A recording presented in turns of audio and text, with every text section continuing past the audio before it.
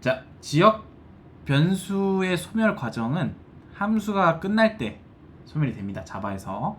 자, 비주얼라이저로 좀 같이 보시자면, 자, 지금 현재 메인 클래스 안에 메인 함수가 있고요. 얘가 이제 보통 실행이 되면 메인 함수는 기본적으로 무조건 진입하는 점이라고 했죠. 시작된다. 시작하는 점이고 얘가 가장 먼저 실행이 된다.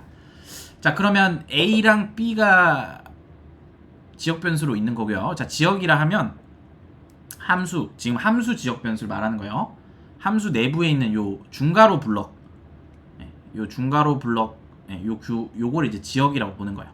그래서 서브 1의 지역 변수는 얘네가 될 거고, 그 다음에 메인의 지역 변수는 얘네가 되겠죠. 얘네.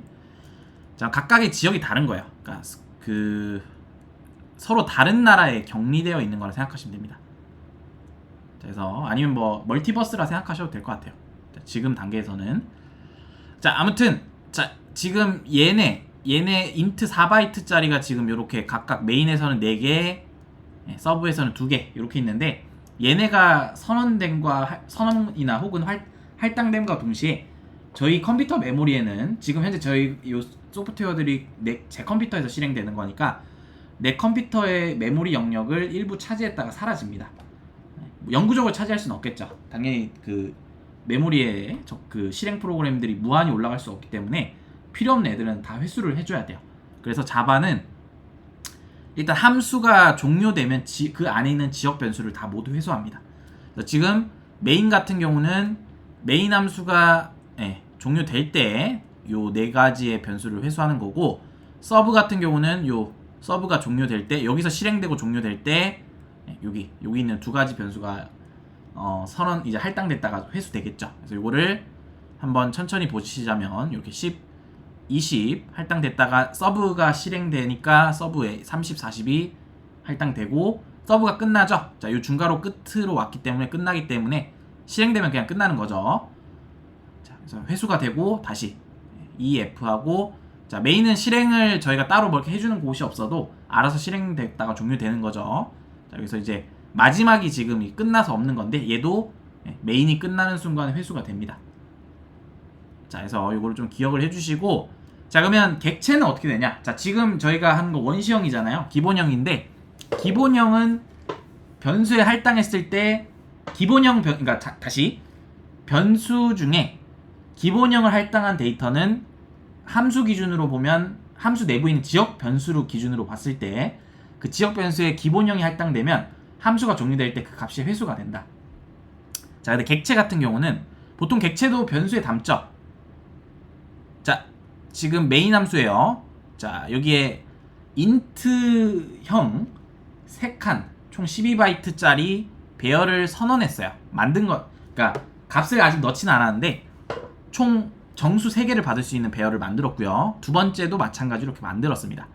자, 여기서 첫 번째 인덱스에는 10, 두 번째 인덱스에는 20, 세 번째 인덱스에는 30, 그러니까 0, 1, 2, 그러니까 0번째, 1번째, 2번째가 맞겠죠, 정확히는.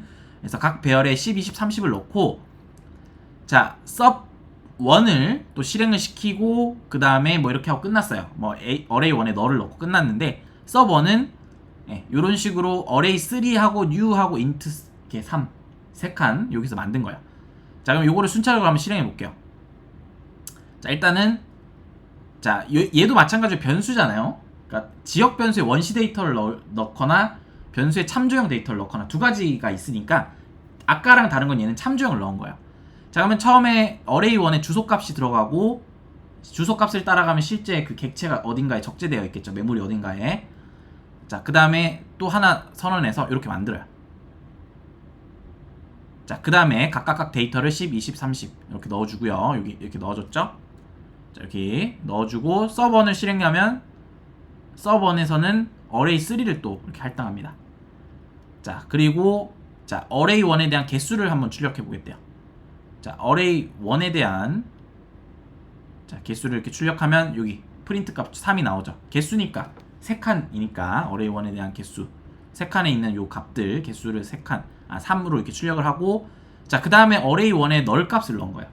자, 그러면 array 1에는 주소 값이 기존에 있었는데 얘를 널로 대체한 거죠.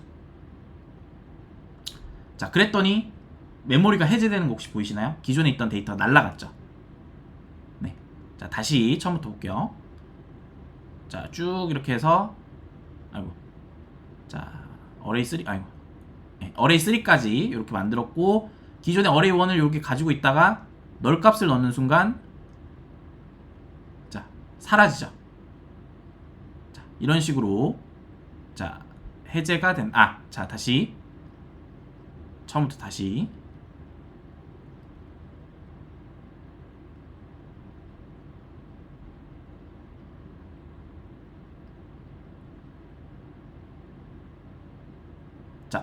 자, 요렇게 되는데 자, 요거를 그냥 제가 그림으로 그냥 설명을 드릴게요. 자, 일단은 아까랑 똑같은 거는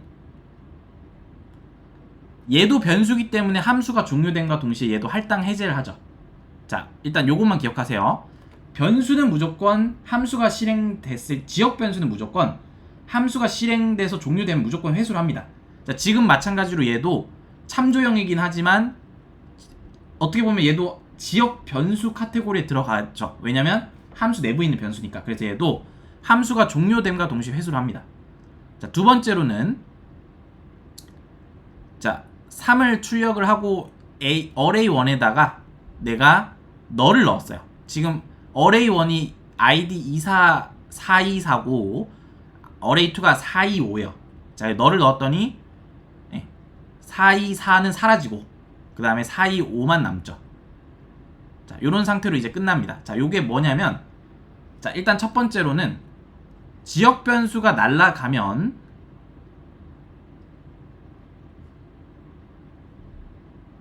회수되는 건 동일해요. 아까 전에 함수의 원시역 데이터랑. 자, 그러면 여기에 뭐 배열이니까 뭐 이런 식으로 좀 명세할게요. 자, 이런 식으로 각각 뭐 다양한 곳에 이렇게 적재되어 있겠죠.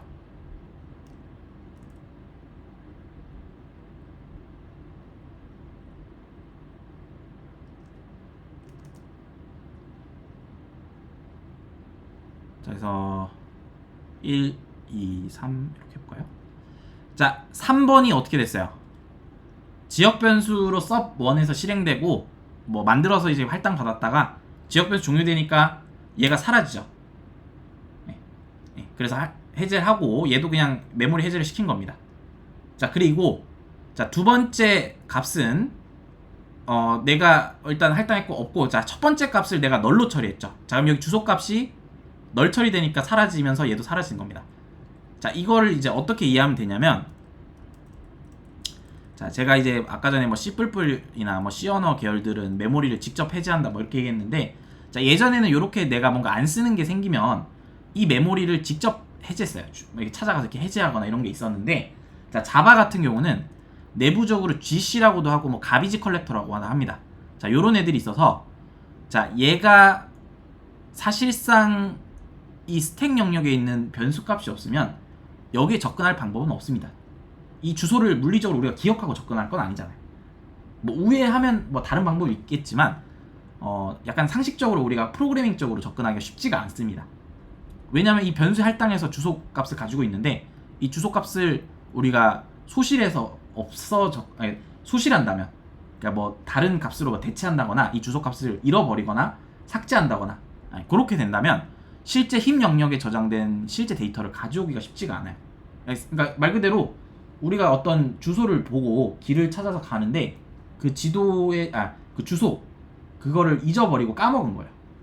그래서 요거 주소 요대로만 오세요 이렇게 하고 이제 그 주소만 보고 네이버 지도 키고 가고 있는데 그 주소가 사라진 거예요. 설정이 기억도 안 나요. 그러면 그 가게를 찾기가 쉽지 않죠. 그런 것처럼 여러분들이 그러니까 프로그래밍 그 자바 안에 내부적인 JVM에서는 여기 스택 영역에 있는 이 주소 값이 날라가면 애초에 이 값은 이제 쓸데없는 값이라고 판단하는 거예요. 그러니까 뭐 의미가 없는 거죠, 사실. 소실되는 곧 될 값 이런 식으로 판단해서 기본적으로 GC에서 얘를 한 바퀴 쭉 돌 때 분기마다 이렇게 쭉 돌아요. 가비지 컬렉터가. 그러면 변수 안에 얘가 다시 힙 영역 안에 어떤 데이터가 GC가 이렇게 돌 때 힙 영역 안에 어떤 데이터에 가리키고 있는 값이 없거나 이러면 얘를 그냥 회수를 합니다. 얘가. 그래서 그런 식으로 해서 내부적으로 메모리 관리를 계속 JVM 쪽에서 계속 자동으로 해주고 있어요.